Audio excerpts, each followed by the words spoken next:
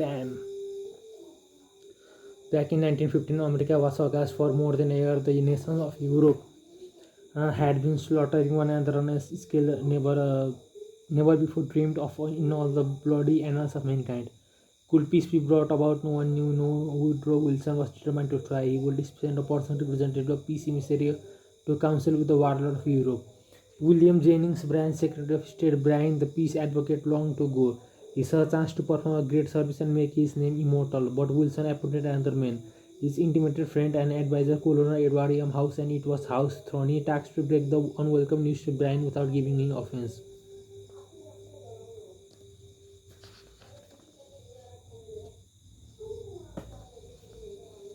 Bryan was distinctly disappointed when he heard I was to go to Europe as the peace emissary. Colonel House recorded in his diary. He said he had planned to do this himself. I replied that the president thought it would be unwise for anyone to do this officially, and that his going would attract a great deal of attention, and people would wonder why he was there.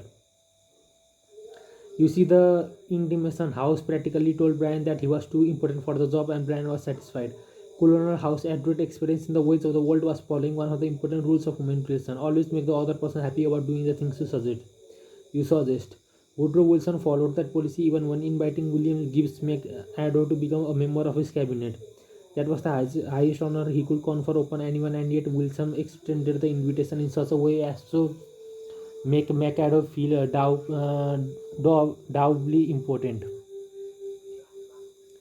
Heritage story in McAdoo onwards, Wilson said that he was making up his cabinet and that he would be very glad if I would accept a place in it as Secretary of the Treasury. He had a delightful way of putting things. He created the impression that by accepting this great honor, I would be doing him a favor.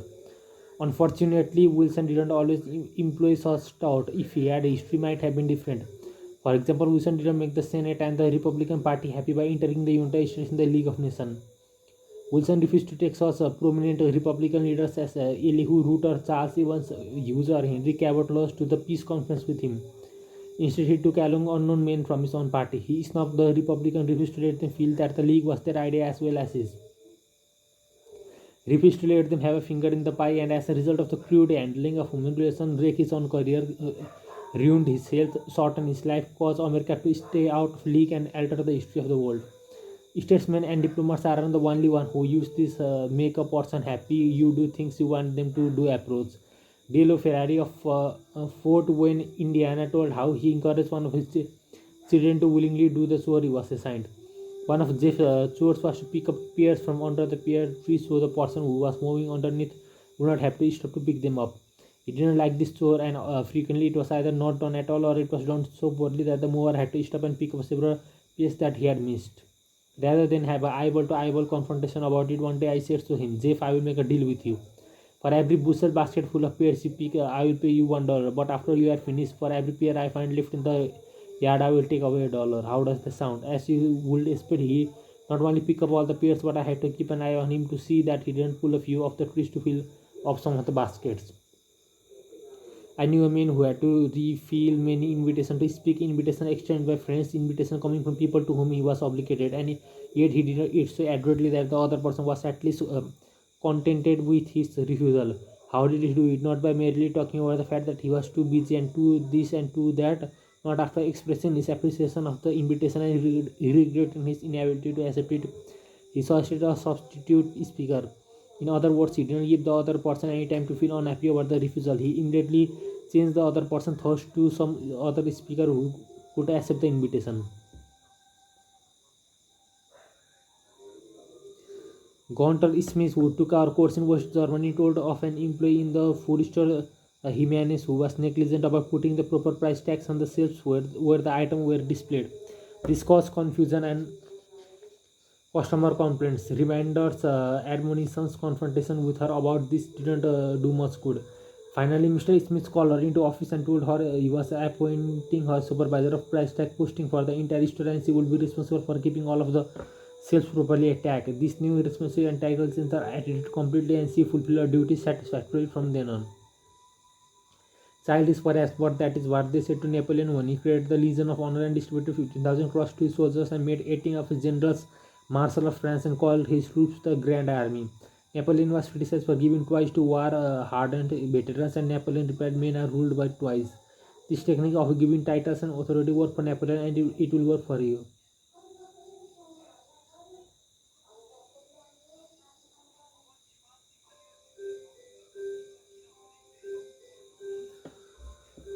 When he created the Legion of Honor.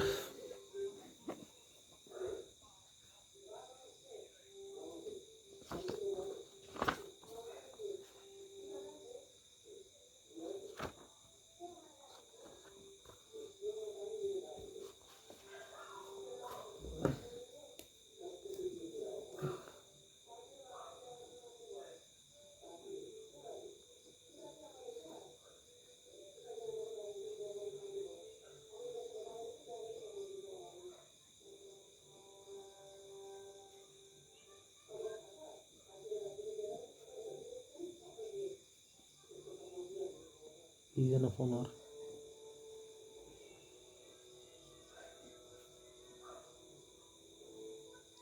And distributed 15,000 postal soldiers.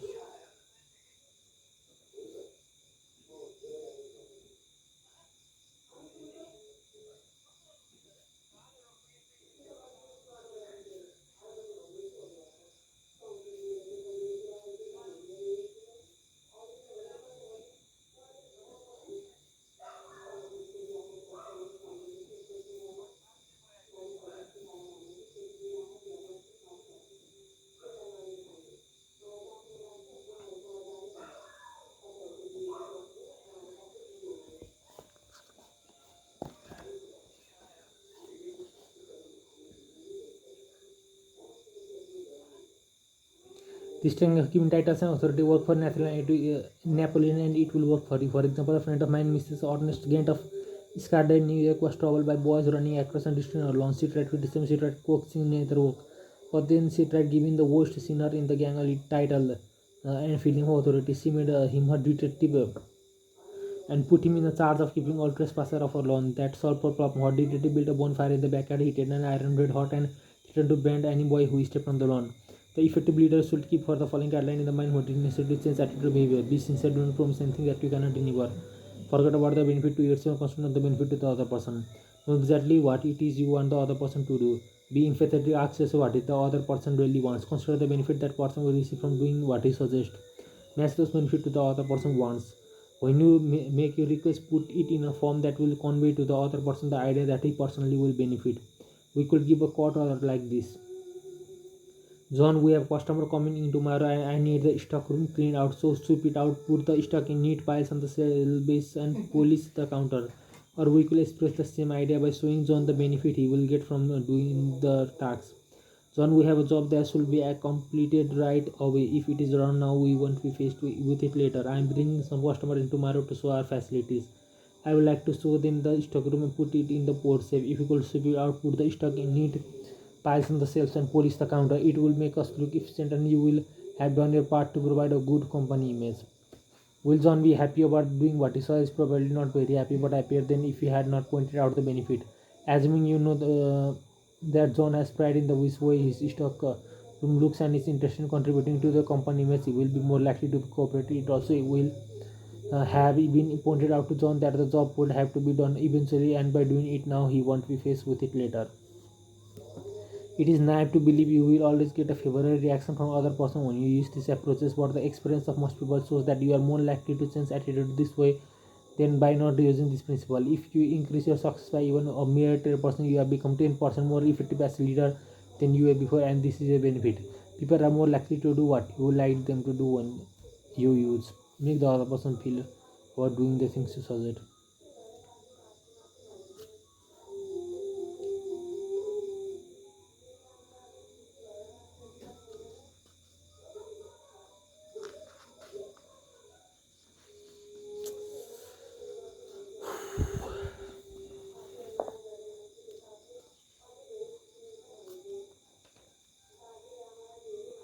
Men, of men convinced against his will is of the same open and still. They are just what will be under simple circumstances. I speak ill of movement, it's been good of everybody.